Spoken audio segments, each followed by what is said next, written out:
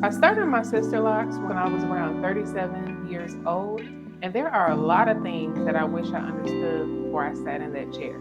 I thought I was simply choosing a new way to style my hair, but I did not understand how much patience, maintenance, scalp awareness, and self discovery would become part of the journey. And I certainly didn't understand that the decision to start Sisterlocks would continue teaching me years and years after I got them installed. My name is Joy, and these are the 7 things that I wish I knew before I got my Sisterlocks installed. Now, before I go into these 7 things, I want to say this clearly. This is my experience, and I'm not saying that everyone who starts Sisterlocks is going to have the exact same experience that I do. Your hair is your hair, your scalp journey is your scalp journey, and your lock journey is going to unfold in its own way. So I'm sharing these things because I know there are women watching who are considering getting Sisterlocks installed, who are newly installed, or you might just be trying to understand what you got yourself into. And if that's you, sis, I hope that these tips can help you feel a little bit more prepared. The first thing I wish I knew is that the installation is not the whole journey. The installation is important, it's a beginning. It's that day where you sit down and you make that significant commitment to your hair, to lock your hair. But I think sometimes that we focus so much on the installation that we don't stop to think about what comes afterwards. Because after the installation, you still have to get to know your hair. You have to learn how your locks behave when they're wet. You have to learn how long they take to dry. You have to understand how your scalp responds to different products and routine. You really have to learn what your hair needs from you. And maybe you haven't thought about that before. And that learning process, it does not happen in one appointment. For me, starting Sisterlocks was not just a one-day decision. It became a process of observing, adjusting, asking questions, doing research, and then learning to be patient with myself. There were things I thought I would understand immediately, and I did not. There were things I thought my hair would do, and it did something completely different. So I wish I had really understood that from the beginning, the installation is just a doorway. It's not the destination. The second thing I wish I knew is that your lock size should reflect your actual hair and not only the look that you admire. I understand looking at someone else's Sisterlocks and being like, I see that size, I see that fullness, I see that style. I love the way those locks fall. I did that too. But your hair has its own story that it will tell. Your density, your texture, your growth pattern, your scalp, and your hair history. All those things matter when you're thinking about lock size. And this has become even more meaningful to me as someone who was diagnosed with CCCA. I've had changes in my own hair density. And I'm not saying that my lock size is right for everybody. I'm not saying that a certain lock size is automatically better or safer. But what I am saying is that I wish I had thought a little bit more deeply about my own hair and how it might change over time. Sometimes we're choosing based on a picture in front of us, but hair is living. Hair changes, bodies change, our seasons change, and that's okay. So when you're talking to your consultant, your loctician, make sure that you ask questions about your hair and what they specifically think is right for your hair and your scalp.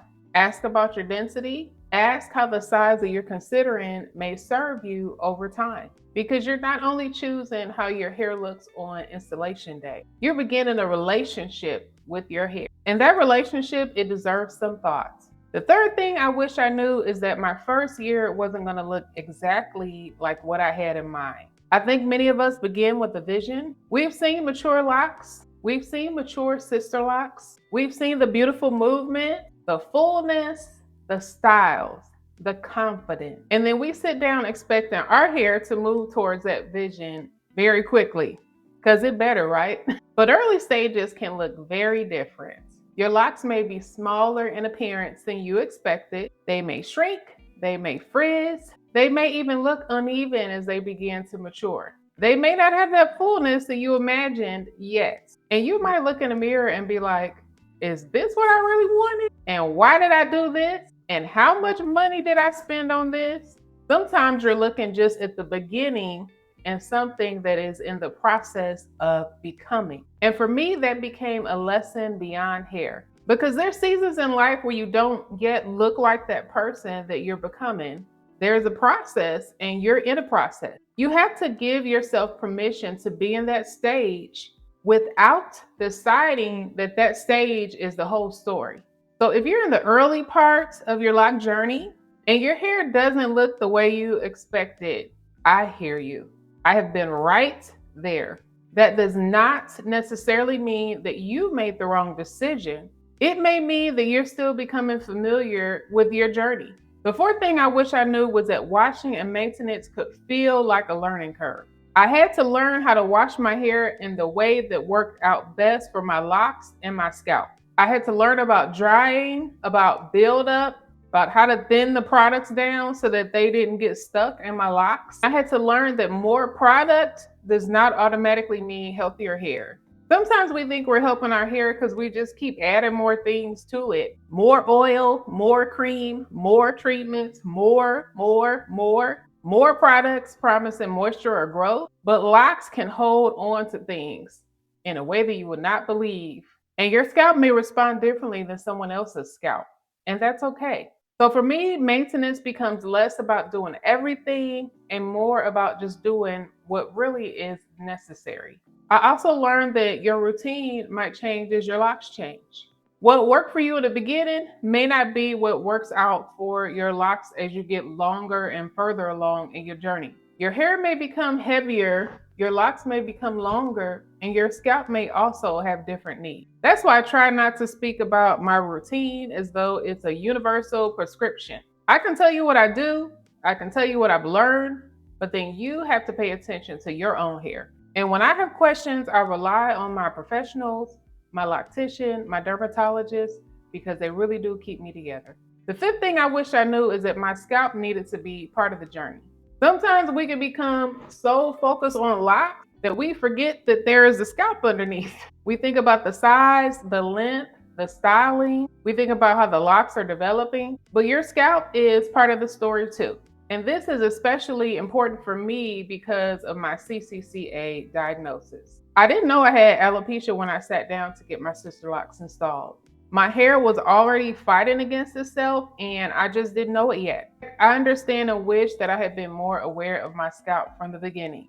But then I'm still so grateful I picked this journey because it ended up being the best journey for me to be on as someone who has newly discovered alopecia. It was the best for me. So yeah, I wish I was not fearful, not constantly worried, but just aware. I wish I'd understood the importance of paying attention to changes, to discomfort, sensitivity, thinning, or anything that didn't feel normal. I also wish I understood more that professional care, it really does matter. I'm not here to tell you what your scalp condition is, if you do even have a scalp condition, or what treatments you may need, but that's something you need to discuss with the qualified medical professional. It's just something to keep in mind. I'm just encouraging you not to ignore your scalp just because your locks look beautiful.